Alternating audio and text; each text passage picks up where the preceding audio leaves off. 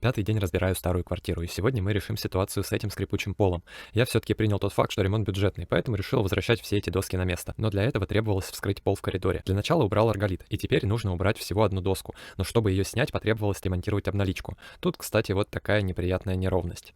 Убираю первую досочку, и прежде чем все это вернется на свои места, нужно тщательно пропылесосить щели на стыке со стенами, затем хорошенько загрунтовать, и пока подсыхает, демонтирую дверную коробку. Газовая служба мне ответила, что дверь тут может отсутствовать. И вот снова ненужные перепады. Ну а теперь намешиваю штукатурку и просто герметизирую все стыки обмена запахами супа с соседями, без особой красоты. Далее самое интересное. Я решил немного опустить пол, выкинув основную часть подложки. Выбрав элементы получше, приклеивал их на пену к полу и сверху разложил лаги с расстоянием 55 см по центру и занялся подрезкой и установкой по тому же принципу лаг в коридоре, переходящим в прихожую. Начинаю устанавливать доски, крепя их по одному саморезу в край на каждом пересечении с лагами. Если конструкция получится шаткой, смогу добавить второй саморез на каждую точку крепления. Местами приходилось чуть подгонять, чтобы остались зазоры со стенами. И просто подгонять, так как не пронумеровал доски. И все же вот такой результат тут получился. Сразу же тест на скрип. Все четко. Пространство тоже свободно. Осталось срезать намертво залитые гвозди и пройти все стыки пола со стенами пеной.